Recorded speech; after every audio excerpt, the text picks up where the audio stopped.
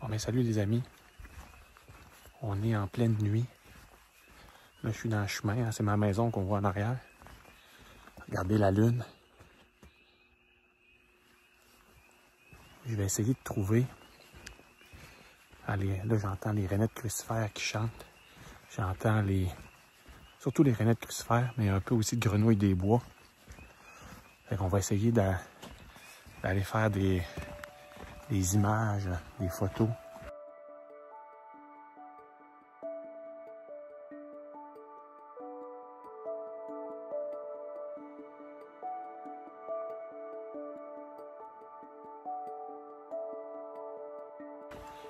J'ai mon appareil photo avec moi, 180 mm macro, lampe frontale. C'est par ici que ça chante. Il y a un étang juste là. Tantôt, j'entendais, j'ai entendu un oiseau nocturne, une chouette ou quelque chose du genre. Je vais rentrer dans le champ.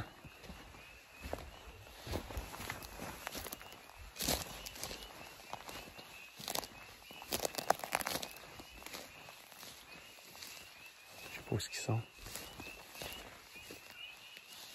Je vais fermer cette lumière-là pour économiser la batterie de mon flash. Wow. Bon, j'ai trouvé un petit étang. C'était pacté de rainettes crucifères. Et là, évidemment,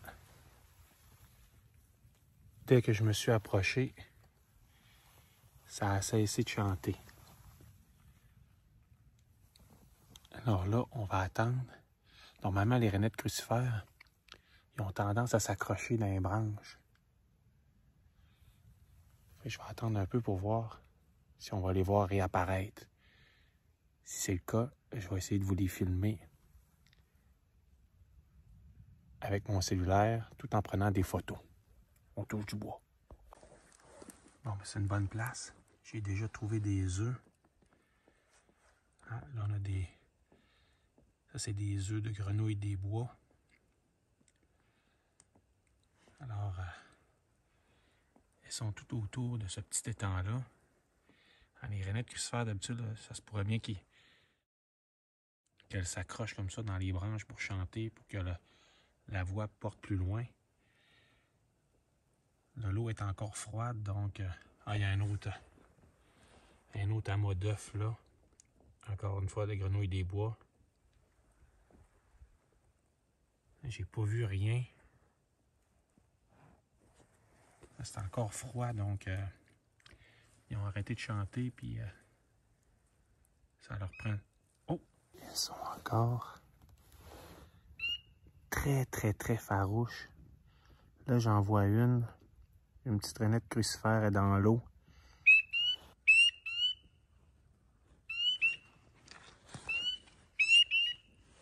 Elle est juste ici.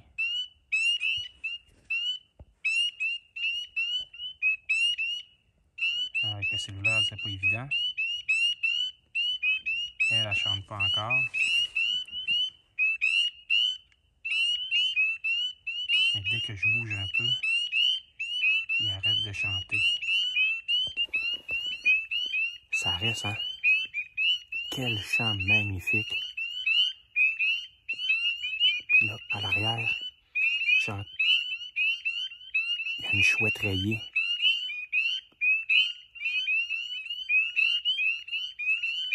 Ah, c'est fort! Là, je vais attendre que celle qui est la plus proche, elle sorte de l'eau puis elle recommence à chanter. Ça sert à rien de courir d'un bord à l'autre de l'étang parce qu'on va leur faire peur à chaque fois. Puis, il faut se rasseoir pour que ça recommence à chanter. Ça prend peut-être 4-5 minutes.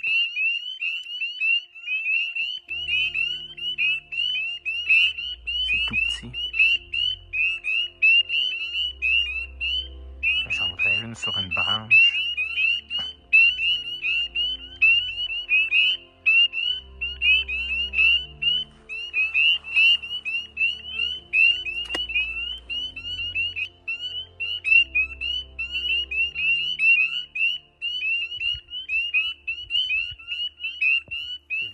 misère avec les renettes crucifères.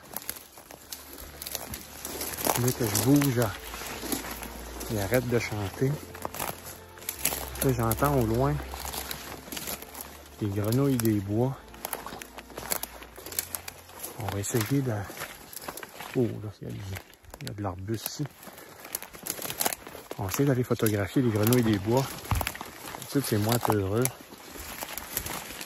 Les renettes crucifères, c'est plus gros. Ça va être plus facile à voir. On a un bon concert au loin.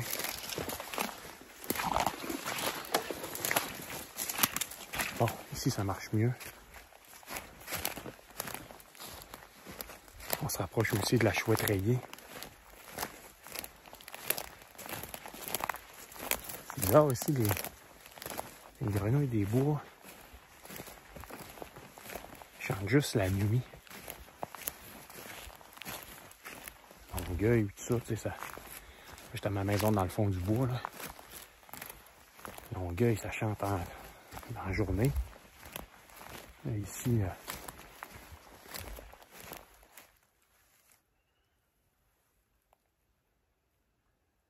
c'est quand même loin. Je vais être capable de trouver ça cette nuit. Ça aurait été mieux de faire un peu de repérage durant la journée. Je réessayerai les renettes crucifères plus tard.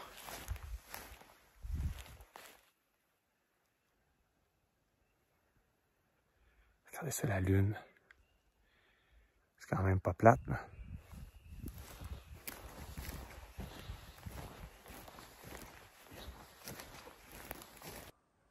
OK, on s'approche. Ici, j'entends pas de crucifères. C'est vraiment juste des grenouilles des bois.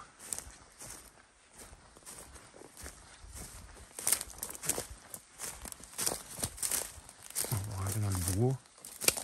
On va espérer de ne pas tomber sur un coyote. Par là. Il y a un arbre tombé.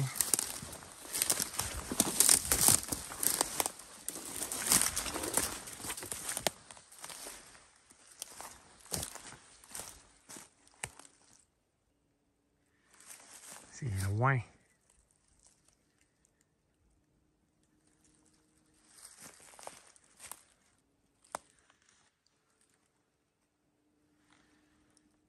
Ils n'entendent plus.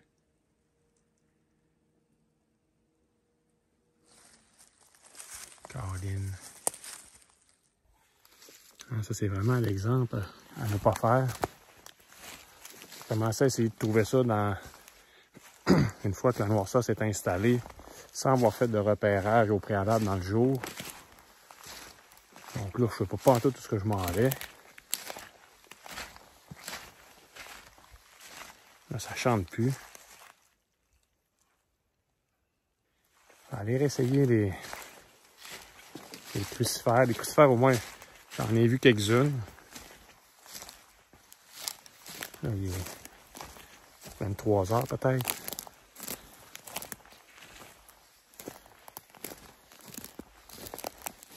Oh! Tabarouette! Regardez ce qu'on vient de trouver. Quand je vous disais qu'il y a des coyotes, on a un vieux squelette de chevreuil.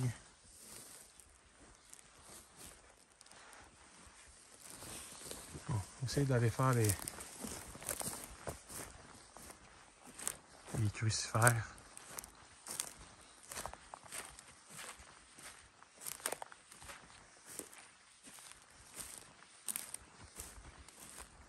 Hey, c'est quand même beau, là. Regardez ça. On va enlever ma lampe.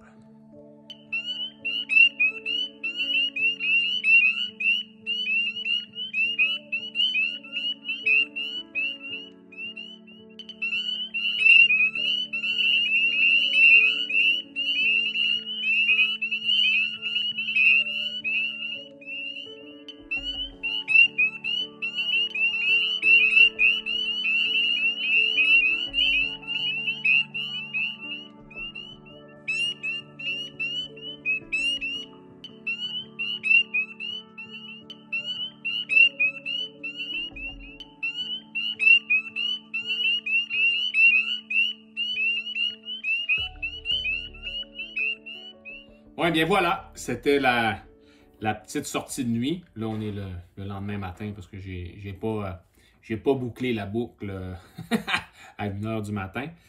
Mais bon, on a vu, hein, pas si évident que ça d'approcher les sujets aussi farouches que les rainettes crucifères. Quand la température est froide, comme hier, durant la nuit, on a eu du 5-6 degrés. Là, ça descend quand même pas mal. Alors, les grenouilles deviennent frileuses puis beaucoup moins actives. Alors, dès qu'il y a le moindre petit bruit, ça fait en sorte qu'elles arrêtent de chanter et elles deviennent dès lors à peu près impossibles à repérer. Mais avant de terminer la vidéo, je veux juste vous parler des équipements dont je me suis servi pour faire les images d'hier soir. Étant donné que je savais, à cause de la température, que les rainettes seraient quand même assez farouches, je voulais me garder une distance avec elles. C'est pourquoi j'ai utilisé un objectif 180 mm macro qui me donne une distance de travail beaucoup plus longue que si j'avais utilisé l'objectif que je préfère, qui est l'AOA 60 mm 2:1. Ça, il faut vraiment que je sois très proche des sujets pour que ça fonctionne bien. Le désavantage, c'est que ça, c'est franchement lourd. Puis là, hein, hier, tu sais, quand tu travailles tout seul dans l'étang, la nuit, ben, c'est sûr que là, à un moment donné, les contorsions, ça devient un petit peu plus difficile avec un appareil photo qui est aussi lourd que celui-là. Mais il te permet d'être un petit peu plus loin pour obtenir tes résultats. Si on avait eu une température qui aurait permis aux rainettes d'être vraiment actives, j'aurais travaillé avec le Laowa 60 mm et je l'aurais monté sur une toute petite caméra Sony A6000. Hein, là, ça aurait été vraiment ultra léger. Je suis capable de travailler à une main avec ça. Hein, c'est tout manuel, cet objectif-là. Donc, je place mon focus à une distance raisonnable. Puis là, c'est juste en bougeant mon appareil que je fais mon focus. À une main, ça se fait. Hier, j'ai utilisé la caméra Sony A77 II. C'est un gros réflexe. Beaucoup plus lourd. À une main, là, tu as du flou de bouger. Je ne suis pas capable de travailler à une main. Donc, hein, c'est un gros désavantage. La nuit, on a besoin d'éclairage artificiel. Hier, moi, j'ai travaillé avec le flash Sony. C'est le HVL F43M. C'est quand même un gros flash, mais il offre un bon éclair. Puis ce que j'aime dessus, c'est que on a une lumière LED. Alors, pour mon focus, ça aide vraiment beaucoup. Hein, je suis capable de travailler en laissant la lumière LED allumée. Et puis, avec le flash, hein, quand je suis prêt, ben, il faut que tu éteignes la lumière. Ça, c'est un peu plate pour ça. Puis là, bah. Évidemment, on ne travaille jamais avec le flash sans diffuser la lumière. Là, j'ai utilisé le Garifong. C'est un diffuseur comme ça qui s'attache avec un velcro sur le devant du flash. J'aime beaucoup le rendu de ce diffuseur-là. Hier, j'ai monté vraiment le flash directement sur la caméra. Alors, j'avais encore un peu plus de poids. Pas évident, là, ça s'en vient vraiment assez lourd, merci, tout ça. Dans un monde idéal, on travaille avec le flash déporté. Mais là, tout seul, c'est dur, là. Hein? Avec une caméra lourde comme ça, une main avec le flash diffusé pour... bon, hein? On s'entend que là, ça devient très lourd, ça devient compliqué. Avec une petite caméra comme ça, là, ça aurait été plus évident de travailler une main la caméra, une main le flash. Pour ce faire, hein, c'est bien simple. On utilise... Je vais déposer ça ici. Moi, ce que j'utilise pour ce faire, c'est